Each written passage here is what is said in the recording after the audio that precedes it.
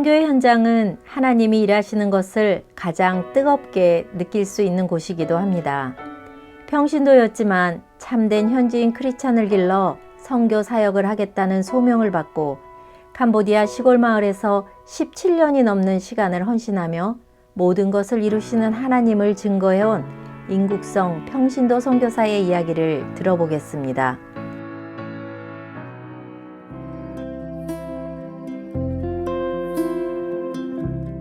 앙코르와트라는 찬란한 문화유산과 킬링필드의 아픈 역사를 가진 나라 캄보디아. 전 국민의 95% 이상이 불교를 믿으며 하나님을 알지 못하는 나라입니다. 인국성 선교사가 캄보디아에 오게 된 것도 하나님의 뜻이 있어서일 텐데요. 평소 장로이면서도 바쁜 직장일을 핑계로 장로 직분에 충실하지 못했다는 자책이 오늘날 평신도 선교사의 길을 가게 된 시작이었다고 합니다. 하나님 앞에 늘 죄스러운 마음이 들 때마다 제가 은퇴하면 제일 힘든 선교지에 가서 한 1, 2년 동안 선교사님을 돕겠습니다 라고 그렇게 기도도 하였습니다. 그러던 중 2005년 저희 회사가 다른 회사와 합병을 하게 되어 고민하던 중에 하나님께서 너 더 나이 들기 전에 그동안 11조도 제대로 못한 빚도 갚고 선교 약속을 지키라는 청구서를 보내시는 것 같아서 마침 저희 교회가 속한 노예 목사님들이 캄보디아의 선교 개척을 위한 여행을 한다 하여 무조건 따라 나섰습니다. 선교 여행을 하면서 캄보디아 사람들의 순박함에 반한 인국성 장로는 약 2년 동안 현지 선교사를 돕는 일을 시작하게 되었습니다. 그런데 안타깝게도 후원하던 선교사들의 사역이 효과적이지 않음을 경험하면서 직접 선교를 해보자는 마음을 가지게 됩니다. 주님께서 마련해 주시면 대학 진학을 원하는 가난한 학생들을 주님의 이름으로 돕는 일을 시작해 보려 합니다. 그리고 이 장학금 수혜자 중에 주님이 택하신 사람이 보이면 이들을 지도자로 삼아 현지인들의 필요를 채워주며 전도하는 일을 하겠습니다 라고 기도했습니다. 그리고 제가 자비량으로 할 수 있는 예산을 뽑아보니 11명 정도의 학생을 4년 동안 도와줄 수 있겠다 생각했습니다. 그렇게 인국성 선교사는 2007년 10월에 직접 11명의 학생들을 뽑아 함께 기숙하게 하면서 4년간의 대학 등록금과 생활비를 지원해주는 프로젝트를 시작하게 됩니다. 학생들에게 요구했던 조건은 간단했습니다. 첫째는 정직한 심성을 가질 것과 두 번째는 약속을 잘 지키는 사람이 될 것과 1년 교회를 다녀주는 것이 제 요구 조건이라 얘기했습니다.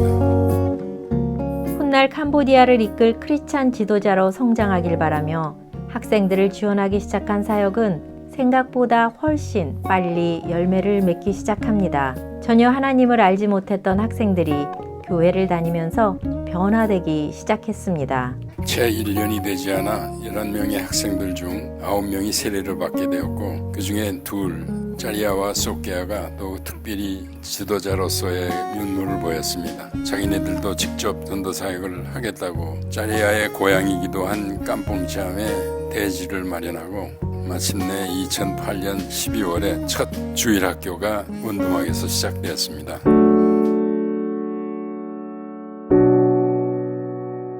그들을 향한 하나님의 응답은 계속되었습니다.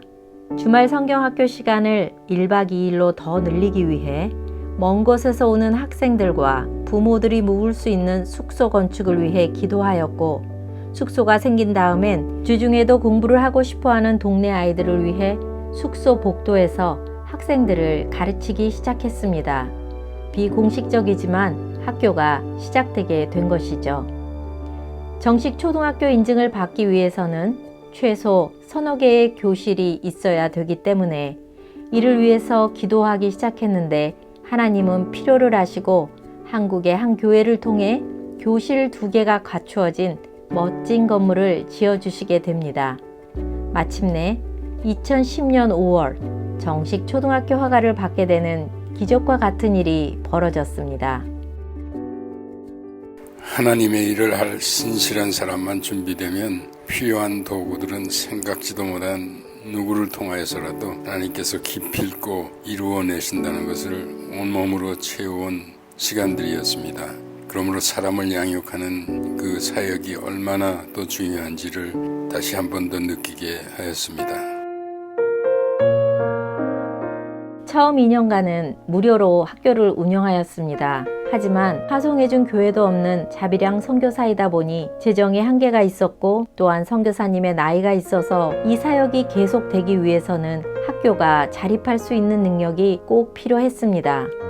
한 가족의 도움으로 양계장을 시작하게 되었고 최대 1200마리의 닭을 키워보기도 했지만 5개월 동안 수입은 $100가 안 되는 처참한 상황이 발생합니다. 그런데 하나님은 전혀 다른 방법으로 자립을 준비해 두시고 계셨습니다. 캄보디아의 경제 개방으로 외국 자본들이 고무농장에 투입되면서 이곳 주민들의 소득이 갑자기 늘어나서 학비를 낼 수 있게 됐습니다. 2007년부터 4년간 대학생활 지원을 했던 11명 중 2명이었던 짜리아와 소케아 두 학생은 사명감으로 가득 찬 지도자로 성장했습니다. 성경 공부와 설교를 통해 아이들에게 하나님을 경험하게 합니다. 단순히 성경 지식을 전하는 사람이 아니라 그동안 하나님의 약속이 성취되어 왔던 과정을 체험한 목격자로서의 간절함과 절실함이 전달됩니다.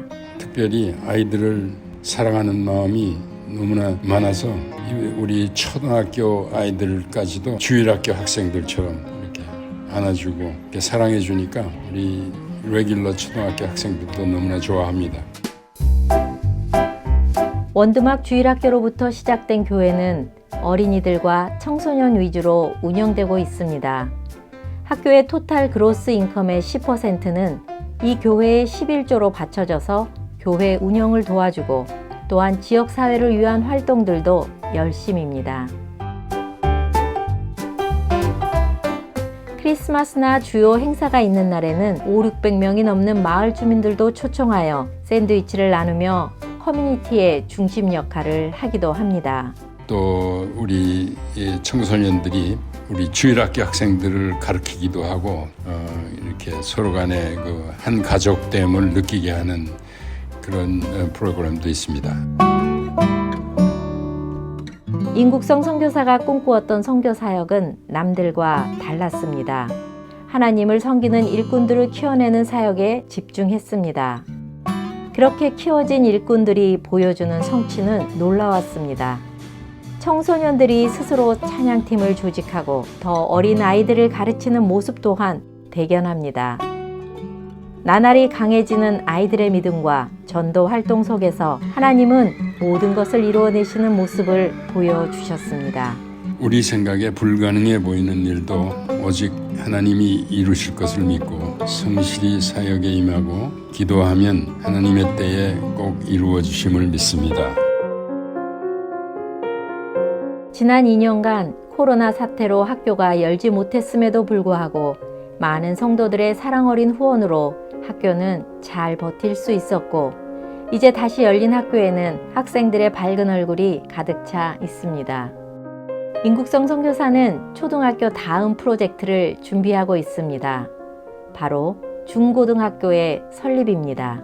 이미 학부모들 그리고 지역교육청에서도 학교 설립을 요청해 왔고 또 지난 10여 년간 우리 학교가 쌓은 것들이 인정받아져서 중고등학교 설립 허가를 신청하였습니다. 특별히 1차로 중학교 7, 8, 9학년을 위하여 교실 3개가 필요합니다. 모두들 캄보디아 사회의 이 학교가 하나님의 일을 하는 큰 밑거름이 될 인재들을 키우는 그런 학교로 성장하기를 기도해 주십시오.